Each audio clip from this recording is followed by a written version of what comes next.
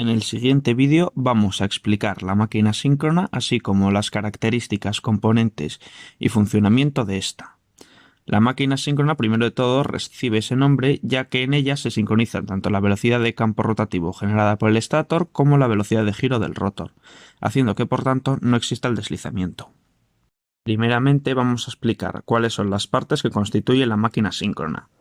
Por un lado tenemos al estator, el cual es la parte fija y sobre ella se envuelve un devanado por el cual circulará corriente alterna.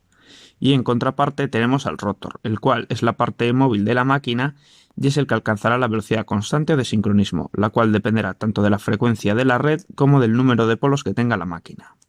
Asimismo podemos diferenciar dos tipos de rotor en esta máquina. Por un lado el rotor de polos salientes, que se emplea para velocidades de giro menores a las 1000 revoluciones por minuto, y por el otro lado el rotor cilíndrico, el cual se emplea para velocidades superiores a las 1000 revoluciones. Sobre el rotor también se mueve un devanado, recorrido por corriente continua y cuyo objetivo es el de crear los polos inductores.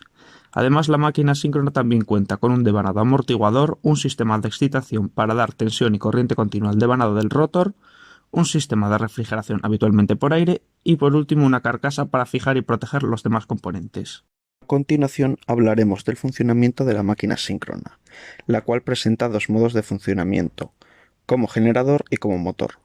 Cuando funciona como generador también recibe el nombre de alternador, puesto que se genera una corriente alterna la cual es inducida en el bobinado del estator, debido a la inducción electromagnética que produce el giro del rotor en torno al devanado estatórico.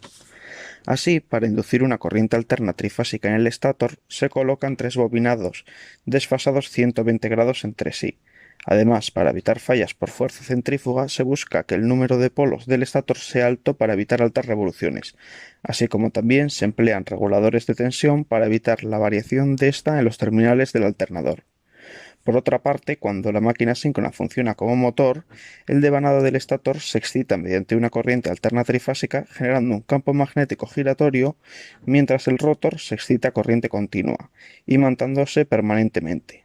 Al aplicar rotación al rotor en sentido al campo magnético, los polos del campo y el rotor se atraen quedando bloqueados magnéticamente.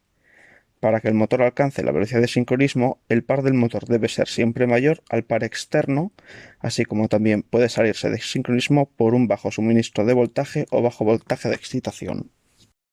Ahora analizaremos las curvas características de la máquina síncrona, empezando por los ensayos del alternador. La característica de vacío es la que representa la tensión en función de la intensidad de excitación, estando el alternador en vacío y siendo la velocidad la de sincronismo. Se puede apreciar como a partir de cierta intensidad la curva entra en saturación.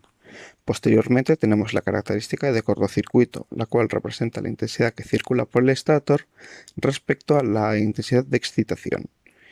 En estos casos la curva es prácticamente recta y no hay diferencias entre altas intensidades. Y finalmente tenemos la característica reactiva que representa la tensión de salida en función de la intensidad de excitación, siendo la intensidad constante y el factor de potencia cero.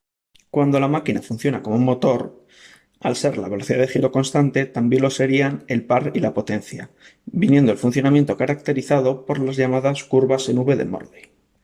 Si aumentamos la intensidad de excitación, el ángulo de par disminuiría, y si por el contrario es la intensidad de excitación la que disminuye, el ángulo de par aumenta para que de tal forma la potencia sea siempre constante. Asimismo, la variación de la intensidad de excitación también influye en la intensidad absorbida por la red, reflejándose la relación en las curvas de V de Morley. Si la intensidad de excitación está por debajo del valor que hace el factor de potencia igual a 1, el motor está subexcitado y el factor de potencia es inductivo. Si por el contrario es mayor, el motor está sobreexcitado y el factor de potencia será capacitivo. Otra de las principales características del motor síncrono es que precisa de ser arrancado, para alcanzar así la velocidad de sincronismo, ya que el par de arranque es nulo, existiendo tres tipos distintos de arranque. El primero es mediante un convertidor de frecuencia, alimentando el estator con tensiones a muy baja frecuencia para así ralentizar el tiempo de medio periodo, y que el rotor inicie su giro y se sincronice al campo rotativo a esa frecuencia de arranque, para luego aumentar la frecuencia. También podemos arrancarlo mediante un motor auxiliar acoplado mecánicamente al rotor, que giraría a este último hasta la velocidad de sincronismo. Finalmente, también se puede arrancar como motor asíncrono simulando un rotor de jaula de ardilla, para después, mediante un conmutador, alimentarlo con corriente continua para que se produzca la sincronización.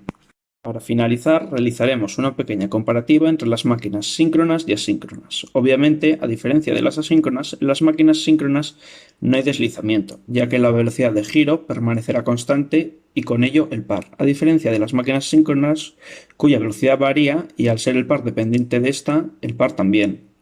Sin embargo, los motores síncronos sí necesitan de ser arrancados y el rotor debe ser excitado, cosa que las asíncronas no. En resumen, el motor síncrono resulta más preciso y eficiente que el asíncrono, pero también más costoso que este.